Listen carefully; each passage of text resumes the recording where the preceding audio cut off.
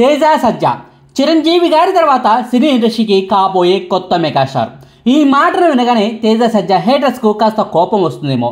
పిల్ల బచ్చా హీరోకు అంత సీన్ లేదు, ఏదో అదృష్టవశాత్తు సినిమాలు హిట్ అవుతూ ఉన్నాయి, కానీ తేజ సజ్జా అనే బుడ్డోడు కలలో కూడా ఆ రేంజ్ను అందుకోలేడు అంటూ విమర్శలు గుప్పిస్తారేమో.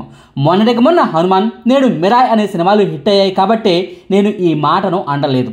ఒకటి కాదు, రెండు కాదు, ఏకంగా 5 కారణాలను ఆధారంగా చేసుకొని నేను ఈ మాటను అంటున్నాను. ఇంతకీ ఆ 5 అంశాలేంటి? తేజ సజ్జా భవిష్యత్తులో కాబోయే మెగాస్టార్ అవడానికి దోహదపడుతున్న అంశాలేంటన్న వివరాలను క్లియర్గా ఈ వీడియోలో చెప్పుకుందాం. తెలుగు సినీ ఇండస్ట్రీకి ఫ్యూచర్లో కాబోయే మెగాస్టార్ తేజ సజ్జాయే అని చెప్పడానికి మొట్టమొదటి కారణం స్క్రిప్ట్ సెలెక్షన్. ఎలాంటి కథలను ఎంచుకోవాలన్న విషయంలో తేజ సజ్జాకు ఉన్న క్లారిటీ ఈ తరం యంగ్ హీరోల్లో చాలా మందికి లేనేలేదు. ఈ మధ్య తెలుగు సినీ ఇండస్ట్రీలో చర్చనీయాంశంగా మారిన ఓ సంఘటన గురించి ఇక్కడ చెప్పుకోవాల్సిన అవసరం ఉంది. తేజ సజ్జాకు బాగా బలిపెక్కింది.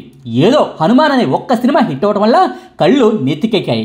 ఆయనేదో 100 కోట్ల హీరో అనే ఫీలింగ్లో ఉన్నాడు. అరే, 1కి 2 కథలను పంపించినా కూడా రిజెక్ట్ చేశాడు. తేజ సజ్జాకు బాగా బలుపు పెరిగింది అంటూ ఓ బడా నిర్మాత సినీ ఇండస్ట్రీలో అదే పనిగా సహ నిర్మాతలతో ప్రచారం చేశాడు. అంతేకాదు, మరో పెద్ద నిర్మాణ సంస్థ కూడా తేజ సజ్జాకు ఓ 2 స్క్రిప్టులను పంపితే వాటిని కూడా తేజ సజ్జా రిజెక్ట్ చేశాడు. ఆ నిర్మాత కూడా తేజ సజ్జా పట్ల కాస్త గుర్రుగానే ఉన్నాడు.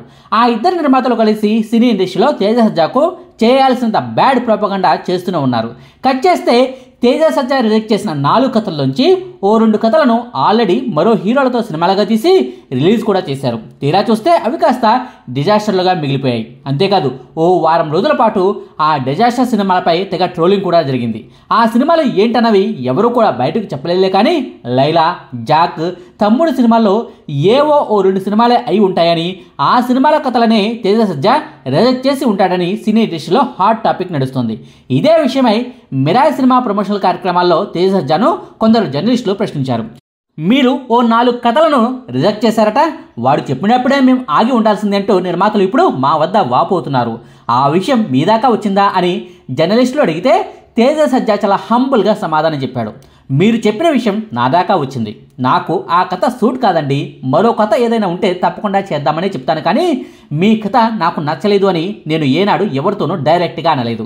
కథ బాగోలేదు సార్ అని నేను నిర్మాతకు ఫోన్ చేసి చెప్తే ఆ కథను రాసుకున్న దర్శకుడికి ఇబ్బంది, అనవసరంగా అతడి ప్రాజెక్టు క్యాన్సిల్ అయిపోవచ్చు. అందుకే నేను ఏనాడు కథ బాగోలేదు అని ఎవరితోనూ చెప్పలేదు. కానీ కొందరు నిర్మాతలు హట్ అయ్యారని, నా గురించి సినీ ఇండస్ట్రీలో చెడుగా ప్రచారం చేస్తున్నారని నాకు తెలిసింది. మధ్యలో ఉన్న దర్శకులు ఏం చెప్పారో ఏంటో, వాళ్ళ మాటలను నమ్మి నిర్మాతలు అలా అన్నారేమో. రియాలిటీ ఏంటన్నది కాస్త ఆలస్యంగా అయినా వాళ్ళు తెలుసుకుంటారని అనుకున్నాను అంటూ తేజ సజ్జా గారు ఆ ఇంటర్వ్యూలో చెప్పుకొచ్చారు. తన వద్దకు వచ్చిన ప్రతి కథను తేజ సజ్జా ఒప్పుకోవడం లేదు. తనకు సూట్ అవుతాయో లేదో అన్నది చెక్ చేసుకుంటున్నాడు. కథలో థ్రిల్లింగ్ ఎలిమెంట్ ఉందా లేదా అన్నది ఆలోచిస్తున్నాడు. కొత్తదనం కోసం పరితపిస్తున్నాడు. హనుమాన్ సినిమా తర్వాత తేజ సజ్జాను వెతుక్కుంటూ ఎంతమంది వచ్చినా ఏ సినిమాను ఒప్పుకోలేదు. ప్రస్తుతం మిరాయ్ సినిమాను చేస్తున్నాను, అది రిలీజ్ అయ్యాక మాట్లాడుకుందాం. అప్పటికీ మీ దగ్గర ఆ కథ ఉంటే పంపించండి, దాన్ని వింటానంటూ క్లారిటీగా చెప్తున్నాడు. ఇప్పుడు థ్రిల్లింగ్ అనిపించిన పాయింట్ 2 ఏళ్ల తర్వాత సినిమాగా వస్తే అస్సలు ఆడదు. ముందే కథలను విని వాటికి ఓకే చెప్పి ఆ తర్వాత ఆ కథ డైల్యూట్ అయిపోయిందని గ్రహించి పక్కాగా ఫ్లాప్ అవుతుందన్న బాధతో ఇష్టం లేకుండానే షూటింగ్ చేయడం నాకు నచ్చదు. అందుకే ఒకసారి ఒక సినిమాను మాత్రమే చేస్తాను. 1కి 4-5 సినిమాలను లాక్ చేసుకుని పెట్టుకుంటే అది నాకే నష్టం అంటూ స్క్రిప్ట్ సెలక్షన్ల గురించి తేజ సజ్జా చెప్పిన మాటలు వింటే నిజమే కదా అన్న అభిప్రాయం మీకు కూడా కలగక మానదు. ఈ విషయాలు బట్టి చూస్తే టాలీవుడ్లో ప్రస్తుతం ఉన్న యంగ్ హీరోలందరికంటే కూడా తేజ సజ్జా స్క్రిప్ట్ సెలక్షనే బాగుంటుందన్న మాట మాత్రం వాస్తవం. ఇక తేజ సజ్జాయే ఫ్యూచర్లో మెగాస్టార్ అవుతాడు అని చెప్పడానికి రెండో ప్రధాన కారణం హార్డ్ వర్కింగ్. ఓ కథను సెలెక్ట్ చేసుకున్నాక ఏదో షూటింగ్కి వచ్చామా నటించామా అన్నట్టుగా తేజ సజ్జా ఉండడు. ఆ సినిమా కోసం ప్రాణం పెడతాడు. మిరాయ్ సినిమానే తీసుకోండి, ఈ సినిమా కోసం ఎంత హార్డ్ వర్క్ చేశాడు అన్నది సినిమా మేకింగ్ వీడియోలోనే తెలిసిపోతుంది కదా. పని గట్టుకుని మరి మార్షల్ ఆర్ట్స్ నేర్చుకున్నాడు. యాక్షన్ సీన్లను కూడా ఒరిజినల్గా చేశాడు. నేను బాడీ డబుల్ను వాడలేదు, ఈ సినిమాలో కనిపించేది 100% నేనే అని ఇంటర్వ్యూల్లో సగర్వంగా చెప్పుకున్న నటుడు ఇటీవల కాలంలో ఎవరూ లేరనే అంటాను. సినిమా కోసం అందరూ కష్టపడతారులేవోయ్ అంటారేమో. ఈ సినిమా కోసం ఎన్ని రాష్ట్రాలు తిరిగాడు, ఎన్ని ప్రమోషనల్ ఇంటర్వ్యూలు చేశాడో అన్నది లెక్కలేదు. ఢిల్లీ, ముంబై, బెంగళూరు, చెన్నై, కేరళ అంటూ దేశంలోని ప్రధాన నగరాలన్నీ చుట్టేశాడు. బాలీవుడ్లోనూ బాగా ప్రచారం చేస్తున్నాడు. మిరాయ్ సినిమాలోని ట్రైన్ ఎపిసోడ్లో కదులుతున్న ట్రైన్పై రన్నింగ్ చేశాడట. ఇదే సినిమాలో ఇంటర్వెల్ సీన్లో సంపాతి అనే పెద్ద పక్షితో వచ్చే యాక్షన్ సీన్లో, అండర్ వాటర్ సీన్లో రియాలిటీ కోసం ప్రాణం పెట్టాడు. నీళ్లలో కళ్ళు తెరిచి ఉండటం అనేది అందరికీ సాధ్యం కాదు. అందులోనూ ఆ సీన్లో కళ్ళు పెద్దవి చేస్తూ చూడాలి. నేను చేయలేను అని తేజ సజ్జా కనుక అంటే విఎఫ్ఎక్స్లతో మేనేజ్ చేయొచ్చు. కానీ రియాలిటీ కోసం తేజ సజ్జా చేసిన రిస్క్ వల్లే ఈ సినిమాలోని ఆ సీన్లు ప్రేక్షకులకు హైని ఇస్తున్నాయి. ఒక్కో సినిమా కోసం ఏడాది 2 ఏళ్ల పాటు కష్టపడుతున్నాడు. హనుమాన్ అనే సినిమా అంత బ్లాక్ బస్టర్ హిట్ అయినా తేజ సజ్జాకు ముందుగా అనుకున్న చిన్నపాటి రెమ్యునరేషన్ ఇచ్చినా కూడా తేజ సజ్జా మారు మాట్లాడలేదు.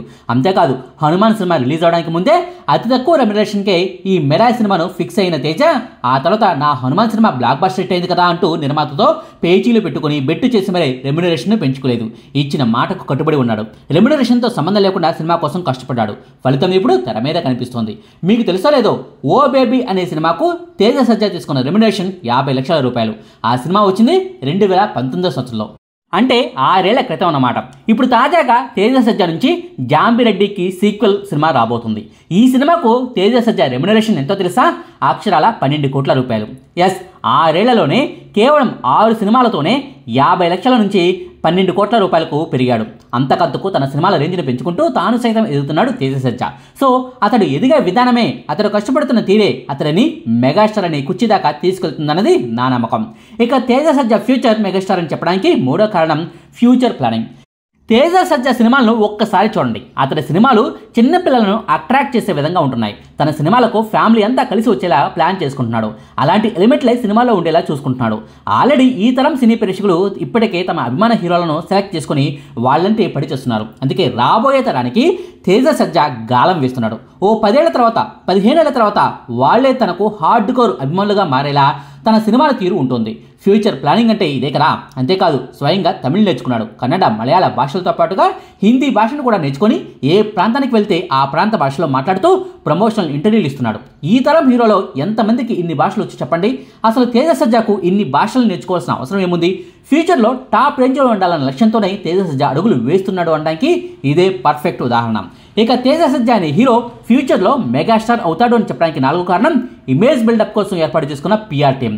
సినీ ఇండస్ట్రీలో ఇప్పటికీ చాలామంది యంగ్ హీరోలకు సొంత పిఆర్ టీం లేనేలేదు. కానీ తేజ సజ్జా మాత్రం మొట్టమొదటి సినిమా నుంచే తన సొంత డబ్బును ఖర్చు పెడుతూ పిఆర్ టీంను మెయింటైన్ చేస్తున్నాడు. హీరో నాని గారికి ఏ పిఆర్ టీం సంస్థ అయితే పనిచేస్తుందో అదే సంస్థ తేజ సజ్జా కూడా పనిచేస్తుంది.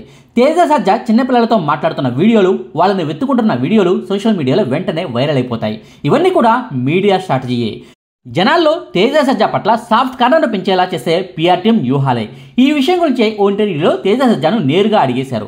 మీకు మీడియా అటెన్షన్ అంటే చాలా ఇంట్రెస్ట్ అనుకుంటా, మీ ఇమేజ్ని పెంచుకునేందుకే చాలా కష్టపడతారట, సొంతంగా పిఆర్ టీంను కూడా మెయింటైన్ చేస్తున్నారట కదా అని అడిగితే తేజ సజ్జా సూటిగా సుత్తి లేకుండా సమాధానం చెప్పాడు.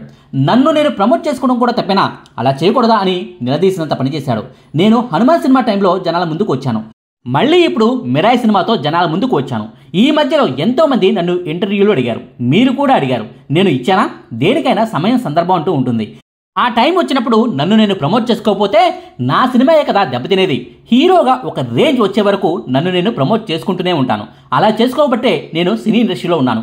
లేకుంటే ఏ బ్యాక్గ్రౌండు లేని నన్ను సినీ ఇండస్ట్రీలో ఉండనిస్తానంటూ తేజ సజ్జా సూటిగా ప్రశ్నించాడు. తేజ సజ్జా చెప్పిన మాటలను బట్టి చూస్తే ఓ పర్ఫెక్ట్ ప్లానింగ్తో తేజ సజ్జా ముందుకు వెళ్తున్నట్టుగా కనిపిస్తోంది. ఇక తేజ సజ్జా ఫ్యూచర్లో మెగాస్టార్ అవుతాడు అని చెప్పడానికి 5వ కారణం వినయం, విధేయత. తేజ సజ్జా ఇంటర్వ్యూని చూడండి, ప్రెస్ మీట్లను చూడండి, అతడు మాట్లాడే పద్ధతిని చూడండి. ఎక్కడో కూడా శృతి మించి మాట్లాడటం లేదు. వయసులో చిన్నవాడే అయినా 40 ఏళ్ల అనుభవం ఉన్న వ్యక్తిలా మాట్లాడతాడు. ఎంత క్రిటికల్ ప్రశ్నలు అడిగినా సరే వాటికి తడబడకుండా సమాధానం చెప్తాడు, ధీటుగా జవాబు చెప్తాడు. సినీ ఫంక్షన్లకు వచ్చినప్పుడు కానీ, ఇంటర్వ్యూల్లో కానీ ఎదుటి వాళ్ల ముందు కాలు మీద కాలు వేసుకుని కూర్చున్న దాఖలాలు కనిపించలేదు. అలాంటి ఫోటోలు సైతం ఇంతవరకు నేనైతే చూడలేదు. విమర్శించే వారిని సైతం మీరు అని గౌరవంగా సంప్రదిస్తూ మాట్లాడుతుంటాడు. కావాలని కాంట్రవర్సీలో నిలిచే రకం కూడా కాదు. అంతేకాదు, మీడియా వాళ్ళతో తేజ సజ్జా మెలిగే తీరు కూడా బాగుంటుంది. అది తన స్వలాభం కోసమా, సినిమా లాభం కోసమా అన్నది పక్కన పెడితే సొంతంగా మీడియా మీట్లను పెట్టి జర్నలిస్టులకు భోజనాలు పెట్టించి వాళ్ళను సంతృప్తిపరచడం తేజ సజ్జా వంటి యంగ్ హీరోకు ఏం అవసరం? మొన్నటికి మొన్న మిరాయ్ సినిమా సక్సెస్ మీట్లో కూడా ఇదే విధంగా అక్కడికి వచ్చిన జర్నలిస్టులకు లంచ్ని ఏర్పాటు చేసి వాళ్ళతో కలిసి భోజనం చేస్తూ, వాళ్ళతో కబుర్లు చెప్తూ, సినిమాలో ఉన్న లోపాలను తెలుసుకుంటూ, సినిమా గురించి రియల్ టాక్ను వింటూ వాళ్ళలో ఒకటిగా మెలిగారు తేజ సజ్జా. అలా వాళ్లతో సన్నిహితంగా మెలిగిన తర్వాత ఏ జర్నలిస్టుకు అనిపిస్తుందండి మిరాయ్ సినిమా యావరే సినిమా అని అనడానికి? సో ఇలా మీడియా మేనేజ్మెంట్లో కూడా తేజ సజ్జా డెట్టే. ఈ 5 అంశాలను బట్టి చూస్తే తేజ సజ్జా పర్ఫెక్ట్ సెటప్తో సినీ ఇండస్ట్రీలోకి వచ్చాడని తెలుస్తుంది. వ్యూహాత్మకంగా సినిమాలను తీసుకుంటూ వెళ్తున్నాడనిపిస్తుంది. 15 ఏళ్ల తర్వాత తన లైఫ్ను ముందే ఊహించుకుని మరి పక్కా ప్లానింగ్తో వెళ్తున్నాడనిపిస్తుంది. మరి నేను చెప్పిన ఈ 5 కారణాలు విన్నాక మీకేం అనిపిస్తుందో ఈ వీడియో కింద కామెంట్ రూపంలో రాయండి. మీ అభిప్రాయాన్ని తెలియజేయండి. ఇదండి తేజ సజ్జా గురించిన వివరాలు. మీకు ఈ వీడియో నచ్చితే లైక్ చేయండి, షేర్ చేయండి. మరిన్ని ఆసక్తికరమైన వీడియోల కోసం మా కొత్త ముచ్చట ఛానల్ను సబ్స్క్రైబ్ చేయడం మాత్రం మర్చిపోకండి. Thank you.